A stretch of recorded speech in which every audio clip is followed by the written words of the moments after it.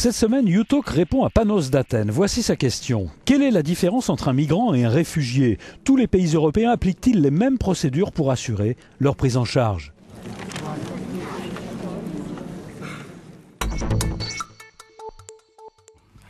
Les migrants, par définition, ce sont des personnes qui se rendent d'un endroit à l'autre.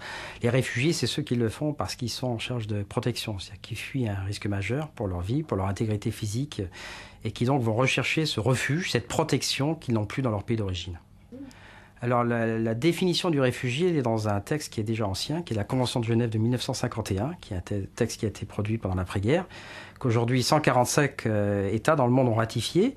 Et cette convention prévoit qu'il est réfugié une personne qui est persécutée ou qui craint d'être persécutée pour des raisons qui tiennent à sa race, à sa religion, sa nationalité, son appartenance à un certain groupe social ou ses opinions politiques. Voilà les catégories qui sont prises dans la convention.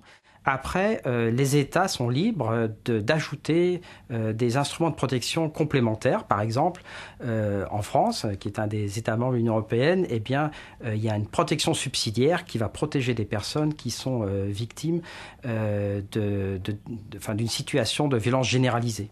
Depuis une quinzaine d'années, l'Union européenne, les États membres essaient de se doter d'un régime d'asile européen commun. Ça passe par un certain nombre de directives clés. Et il y a une directive, par exemple, qui s'appelle Procédure et qui détermine les conditions d'examen d'une demande d'asile. Cette directive Procédure a été révisée il y a 2 ans et dans sa nouvelle version, elle rentre en application le 20 juillet prochain.